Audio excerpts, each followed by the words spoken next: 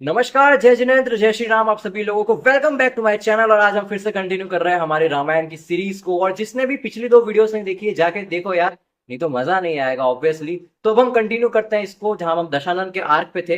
तो अब कहानी में आगे ये होता है कि राजा वरुण जो है वो दशानन से बगावत करने लग जाता है। और वो ये कहता है कि बिना देवाधिष्ठित अस्त्रों के दशानन कुछ भी नहीं है। यानी कि वो अस्त्र शस्त्र जिनपे दैवी कृपा होती है, जो कि मतलब दिव्यास्त्र जो होते हैं, बेसिकली वो देवाधिष्ठित अस्त्र होते हैं। और ये जब दशानन को पता पड़ता है कि वरुण ऐसा बोल रहा है, तो वो भी प्रतिज्ञा करता है कि मैं बिना देवाधिष्ठित अस्त्र शस्त्र के वरुण को या तो मारूंगा या उसको बंदी बना लूंगा। और अब ये प्रतिज्ञा जब वरुण को पता पड़ती है, तो वो क्या करता है कि इस अपॉर्चुनिटी का फायदा उठाता है और दशानन का जो बहनोई है खरदूषण, उसको बंदी बना लेता है। अब दशानन के बहनोई को छुड़ाने के लिए दशानन क्या करता है, अपने मित्र और सहयोगी राजाओं को जो है पत्र लिखता है सहायता के लिए। और ये पत्र जब एक राजा है प्रहलाद, उनको पहुंचता है, तो वो दशानन की आज्ञा का पालन करते हैं और उनके लिए युद्ध लड़ने के लिए चले जाते हैं। और जब वो जा रहे होते हैं, तब उनका जो पुत्र है पवनजय, वो आता है और वो राजा प्रहलाद से कहता है कि पुत्र के होते हुए पिता को युद्ध में जाना पड़े, ये पुत्र के लिए बहुत ही लज्जा की बात है। और वो युद्ध के लिए निकलता है, लेकिन उसकी जो पत्नी है, पवनजय की पत्नी अंजना, वो उसको रोकती है और वो ये कहती है कि मैं अभी तक आपके दर्शन मात्र से ही जीवित थी, अब आपके विदेश चले जाने से मैं कैसे जीवित रह सकूंगी। अतएव मुझे सिर्फ मरण ही अब शरण है। तो ये सुनने के बाद भी पवनजय जो है वो अंजना को सुना अनसुना कर देता है, उसको अनदेखा करके वहां से इग्नोर करके चला जाता है, बिल्कुल लिटरली। अब क्योंकि ये कहानी जो है, राम कहानी, वो एक गुरु अपने शिष्य को सुना रहे होते हैं, तो उन्हीं में से एक शिष्य गुरु से पूछता है कि पवनजय ने अपनी पत्नी के साथ ही ऐसा बिहेव क्यों किया। मतलब वो उसको कंसोल कर सकता था कि नहीं, मैं जीवित बचूंगा, मैं आ जाऊंगा, तुम चिंता मत करो, ऐसा कुछ नहीं। He just ignored her and went, युद्ध के लिए चला गया। तो अब उसका आंसर जो है वो गुरुजी ये बोलते हैं कि जब पवनजय की सगाई अंजना से तय हुई थी, तब अंजना के सौंदर्य की पवनजय ने बहुत तारीफ सुनी और उससे अब रहा नहीं गया। तो शादी से पहले ही वो जो है पवनजय अंजना को देखने चला जाता है। वो चुपके चुपके अंजना को देख रहा होता है कमरे से बाहर। तो जब अंजना अपनी सखियों के साथ बैठी होती है, तो उन्हीं में से तभी एक सखी बसंतमाला पवनजय की प्रशंसा करने लगी। तभी उसकी बात काटकर दूसरी सखी मित्रकेशी कहने लगी कि पवनजय और विद्युत प्रभ की कोई तुलना नहीं। विद्युत प्रभ बल, पराक्रम, रूप सब में पवनजय से बहुत ही अप्रतिम है और श्रेष्ठ है। और ये सब बातें सुनने के बाद भी अंजना ने उसको कोई जवाब नहीं दिया, ना अपने पति की साइड ली, वो सिर्फ चुपचाप सुनती रही। और जब पवनजय ने ये देखा और सुना, तो उसको लगा कि अंजना भी जो है वो विद्युत प्रभ से ही प्यार करती है, वो भी उसकी तरफ आकर्षित है। कि जब ऐसा ही है तो उससे शादी कर ही क्यों रही है, वो विद्युत प्रभ से ही शादी कर ले। और ये सुनने के बाद उसको बहुत गुस्सा आता है, और इसी कारण जो है पवनजय और अंजना शादी तो कर लेते हैं माता पिता के और उन सबके प्रेशर में आके, बट उनकी रिलेशनशिप जो है वो इतनी हेल्दी चलती नहीं है। पवनजय कभी भी अंजना को उस रेस्पेक्ट से नहीं देखता जो एक पति को अपनी पत्नी को देखना चाहिए। और क्योंकि पति की रेस्पेक्ट पत्नी को नहीं मिलती है, इसलिए अंजना जो है उसको बाकी लोगों से भी रेस्पेक्ट नहीं मिलती, और वो महल में अपनी सखियों के साथ ही सिर्फ अकेले अपना जीवन व्यतीत करती है। तो अब पवनजय जो है वो दशानन के बुलावे पे दशानन की सहायता के लिए चले जाते हैं। तब रात में जो है वो कहीं पे रुकते हैं, और जब वो वहां पे डेरा डालते हैं, तो रात्रि के सन्नाटे में जब वे आराम कर रहे थे, तब उन्हें एक चकवी का विलाप सुनाई दिया। चकवी बेसिकली एक बर्ड होती है, बर्ड की स्पीशीज है चकवी। तो चकवी का विलाप सुनाई दिया, और उन्होंने ये विचार किया कि चकवी अपने प्रिय, यानी कि दो हंसों का जोड़ा अपन कहते हैं ना, वैसे ही चकवी का जो जोड़ा है, ठीक है, जो मेल चकवा है, चकवा बेसिकली, चकवा चकवी क्या बोल रहा हूँ। तो ये जो चकवा है वो नहीं होता है, वो शायद रात को कहीं चला जाता है। तो वो अकेली चकवी जो है वो रो रही होती है, और ये देख के पवनजय को ये विचार आता है कि एक चकवी अपने प्रिय के बिना रात भर वियोग सहन नहीं कर पा रही है, और मैंने उस सुंदरी को 22 वर्ष का वियोग दिया। यानी कि अब अपने को पता पड़ता है कि पवनजय और अंजना जो है 22 साल की मैरिड लाइफ में एक दूसरे से कभी बात नहीं किए। तो वो ये ऐसे अर्जेंट में एक प्लान बना था कि चलो आज अंजना के पास चलते हैं, उससे माफी वाफी मांगते हैं। ये चकवी देखकर मेरा जो अंदर का चकवा है वो पिघल गया है।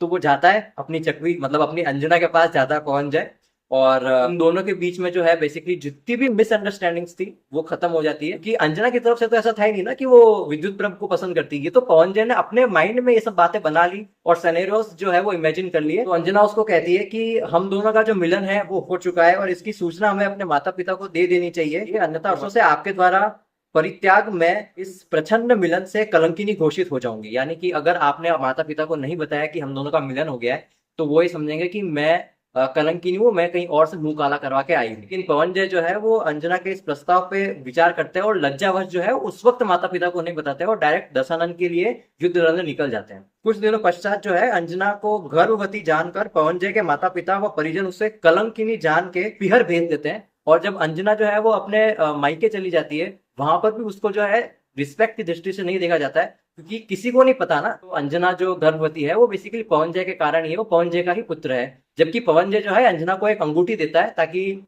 वो एक साइन हो कि लोग पहचान जाए कि हाँ भाई अंजना का पवनजय से मिलन हुआ था। लेकिन लोग उस अंगूठी पे ज्यादा ध्यान नहीं देते हैं। दुर्भाग्य की सताई हुई अपने पूर्व पराजित दुष्कर्मों का फल भोगती हुई अंजना अपनी सखी बसंतमाला के साथ घने जंगल में चली जाती है। और फिर कुछ समय बाद अंजना को एक सुंदर पुत्र का जन्म होता है, जिसके तेज से गुफा प्रकाशमान हो जाती है, क्योंकि वो जंगल में किसी गुफा में रह रही होती है। तो अब जब अंजना को पुत्र होता है तब एक बार आकाश में से एक विमान जा रहा होता है और विमान को देखकर अंजना को लगता है कि यहाँ पर मेरे पुत्र को खतरा है और इसी कारण से वो रोने लगती है। तो जब अंजना का विलाप जो है वो उस आकाश में विमान में जो व्यक्ति होता है उसको सुनाई देता है, तो वो विद्याधर व्यक्ति जो है वो नीचे आता है और वो पूछता है कि ये स्त्री कौन है और ये बालक कौन है।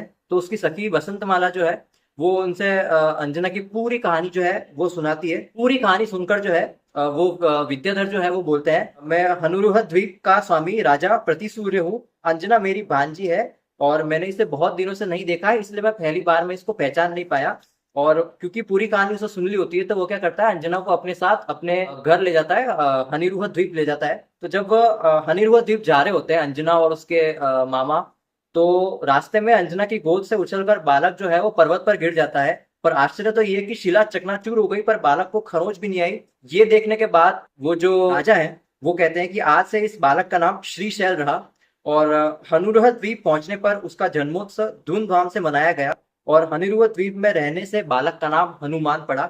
सो yes guys, this was the story of Hanuman ji according to Jainism, कि कैसे उनका नाम हनुमान पड़ा। और उनकी बल की जो है हमने यहाँ पे गाथा सुन ली है। तो अंजना के मामा है वो कहते हैं भी है कि ये बालक जो है बाल्य अवस्था में इतनी ताकत रखता है तो पता नहीं युवा अवस्था में ये क्या ही करेगा। तो अब मीनवाइल पवनजय जो है वो दशानन की तरफ से युद्ध जीत जाते हैं और जब वो वापस घर को लौटते हैं तो वो सबसे पहले जो है वो अंजना की तरफ बढ़ते हैं, क्योंकि ऑब्वियसली इतने टाइम बाद मिलन हुआ होता है।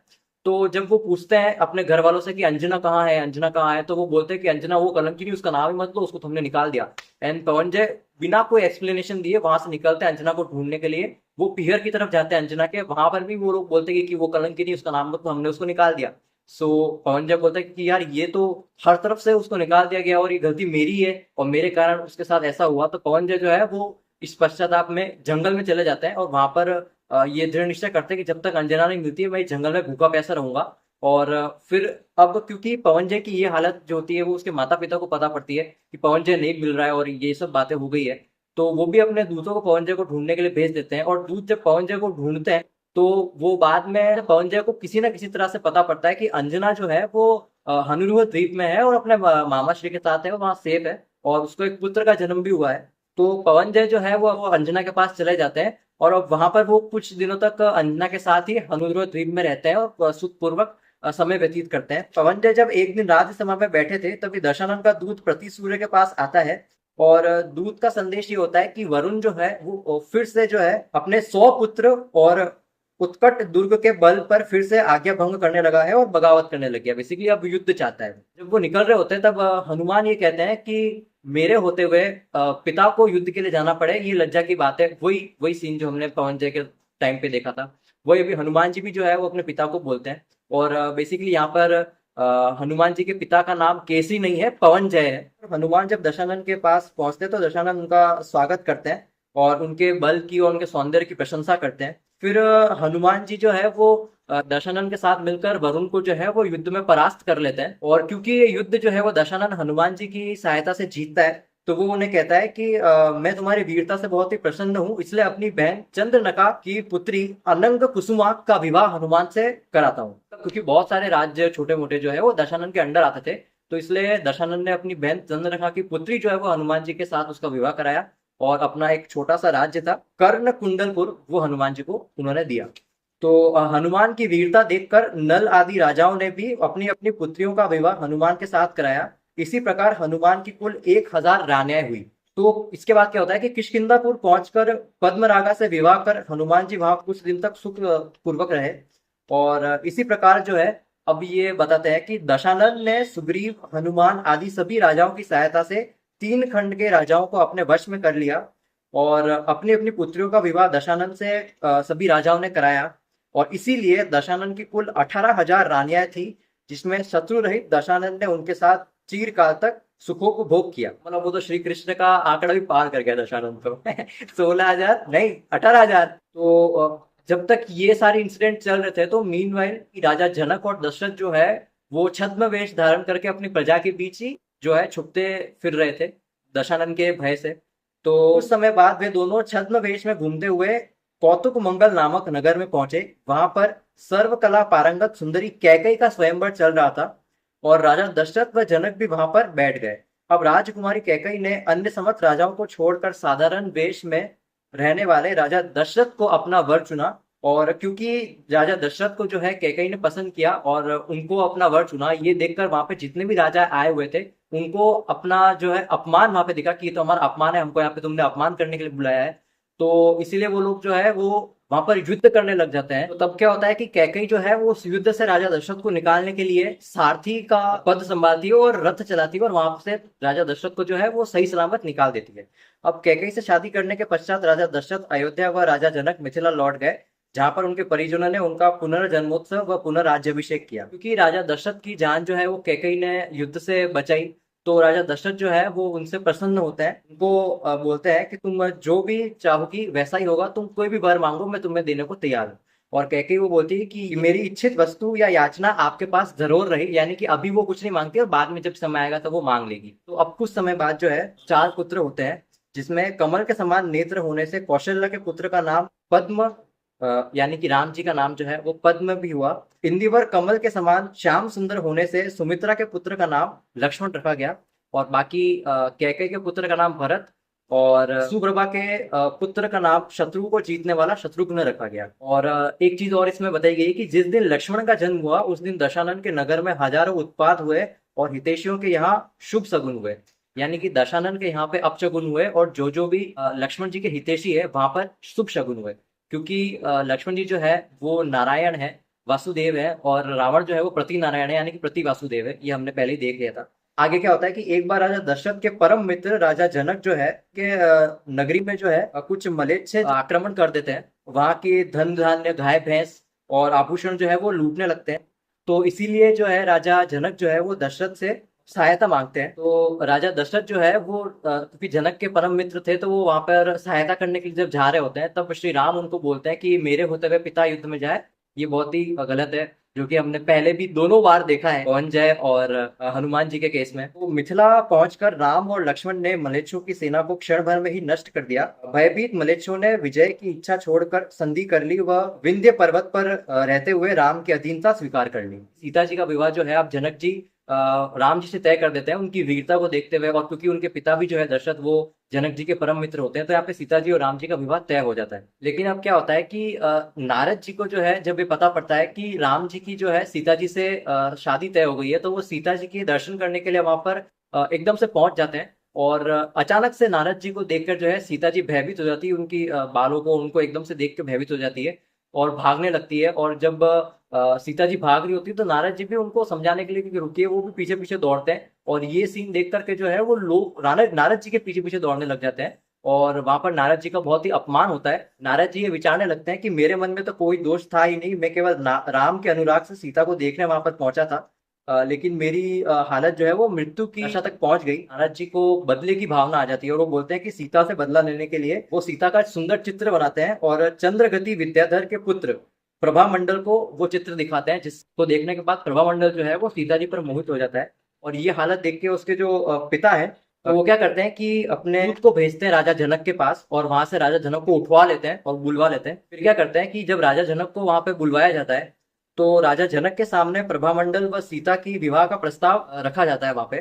पर क्योंकि राजा जनक ने जो है ऑलरेडी शादी तय कर ली होती सीता जी और राम जी की, तो वो मना कर देते हैं कि मैं अपनी पुत्री की शादी आपके पुत्र से नहीं करवा सकता। वो उनको बेसिकली नॉर्मल मनुष्य समझते राम को, क्योंकि बाकी सब विद्याधर होते हैं, शक्तिशाली होते हैं, तो वो बोलते हैं कि हमको छोड़ के तो अपनी पुत्री इनको दे रहे हो। तो जनक जी बोलते हैं कि राम भूमि गोचरी है तो क्या हुआ, ऋषभ देव के इक्ष्वाकु वंश में उत्पन्न राजा दशरथ का वंश नंदनीय कैसे हो सकता है।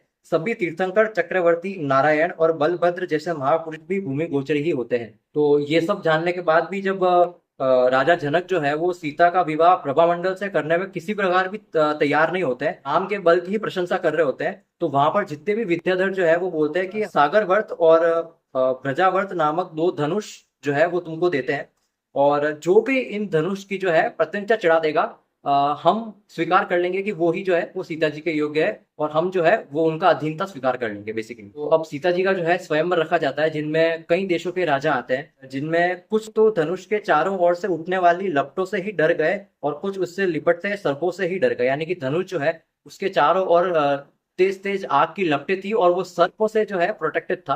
अंत में राम जो है वो धनुष की ओर बढ़े और उनके पास जाते ही अग्नि शांत हो गई और सर्प जो है वो गायब हो गए। और जो ही राम धनुष चढ़ाकर खींचने लगे त्यों ही भयानक आवाज हुई, और जिसकी आवाज सुनकर सभी प्रजाजन डर गए। यह देख राम ने उठाया हुआ धनुष नीचे रख दिया।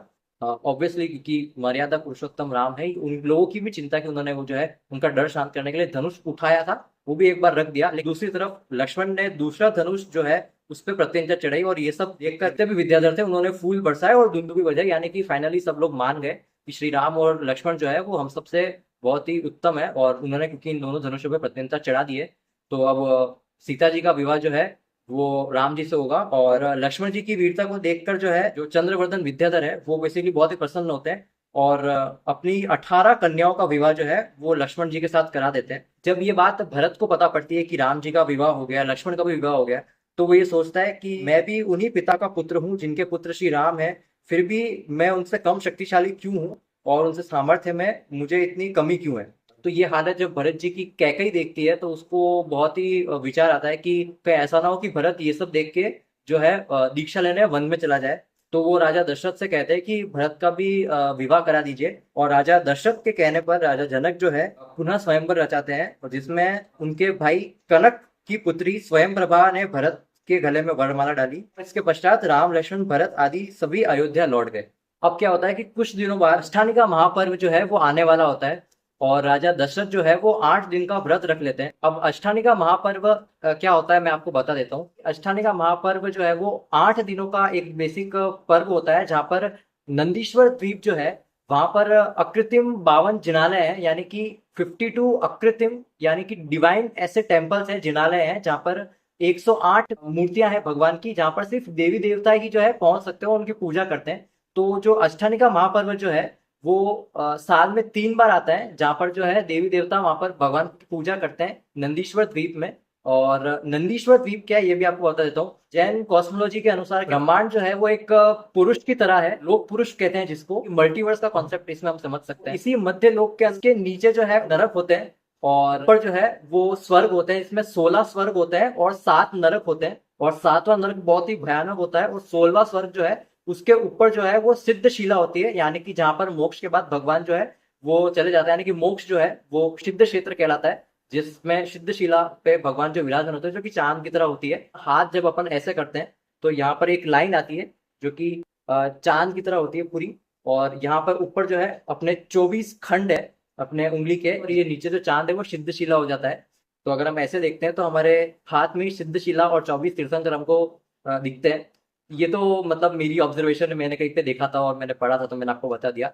So coming back to the point कि जो मध्य लोक है यानी कि स्वर्ग और नरक के बीच का लोक है, अब इसी मध्य लोक के अंदर बहुत सारे द्वीप होते हैं। भी द्वीप होते हैं, इनके अपने अपने अलग अलग समुद्र होते हैं, जैसे लवण समुद्र हो गया या दूसरे अलग अलग समुद्र होते हैं, और बहुत सारे द्वीपों के अंदर बहुत सारे क्षेत्र होते हैं। तो हम जो है वो जम्बू द्वीप में रह रहे हैं, और जम्बू द्वीप के अंदर बहुत सारे क्षेत्र हैं, जैसे कि भरत क्षेत्र, ऐरावत क्षेत्र और महाविदेक क्षेत्र। और हम जो है वो भरत क्षेत्र के अंदर रहते हैं, जो कि लगभग साउथ साइड में पड़ता है जम्बू द्वीप के। और इसी भरत क्षेत्र के ऊपर की तरफ हिमवान नाम की पर्वत श्रृंखला है, जिस पर्वत श्रृंखला से पर उस कुंड से गंगा जो है वो बहती है। और नीचे एक मेटल का बहुत बड़ा एक पर्वत है, जिसके ऊपर जिनेन्द्र देव की प्रतिमा विराजमान है, जिसका अभिषेक करते हुए वो गंगा जो है वो अपने भरत क्षेत्र की तरफ आती है। और जो भी गंगा हम देख रहे हैं वो इसीलिए इतनी पवित्र मानी जाती है जैनिज्म के अनुसार भी। और एरावत क्षेत्र जो होता है वो बेसिकली ऊपर नॉर्थ साइड के अंदर पड़ता है जम्बू द्वीप के, और बीच के सेंटर में जहाँ पे मेरू पर्वत आता है जम्बू द्वीप के अंदर, उसके आसपास का जो एरिया है वो बेसिकली महाविद्य क्षेत्र या फिर विद्य क्षेत्र कह सकते हैं, वो कहलाता है। हम जो है वो भरत क्षेत्र में रह रहे हैं, और यहाँ पर क्योंकि सारे तीर्थंकरों का काल खत्म हो गया है, लेकिन महाविद्य क्षेत्र में अभी भी जो है वहां पर पहले तीर्थंकर, महाविद्य क्षेत्र के जो पहले तीर्थंकर है वो विराजमान है। अभी उनका शमो शरण जो है वो लगा हुआ है, और तीर्थंकर का नाम है सीमंदर स्वामी। बहुत से अलग अलग द्वीप है, और जम्बू द्वीप के ही 8वें द्वीप दूर जो है, 8वां द्वीप वो है अपना नंदीश्वर द्वीप, जहाँ पर 52 अकृत्रिम डिवाइन जिनालय है, जिसमें 108 मूर्तियां हैं भगवान की, जहाँ पर देवी देवता जो है पूजा करते हैं इस अष्टालिका महापर्व के दौरान। और क्योंकि मनुष्य जो है वो फिजिकली वहां पर नहीं जा सकते, ये जो है वो यहीं पर बैठ के जो है अलग अलग पूजा पाठ करते हैं, अलग अलग व्रत रखते हैं, साथ ही साथ जब देव वहां पर उनकी पूजा कर रहे होते हैं। और बाय द वे एक और बात बता दूं, एक फैक्ट है कि जो सीमंदर स्वामी जो है, जो महाविद्य क्षेत्र के प्रथम तीर्थंकर है अभी, ठीक है, उनका समूह शरण अभी लगा हुआ है, और ऐसा कहते हैं कि जो भी उनकी पूजा करता है वो ज्यादा फल देती है, क्योंकि वो अभी लिविंग तीर्थंकर है, यानी कि वो सशरीर समूह शरण में भी अपनी वाणी जो है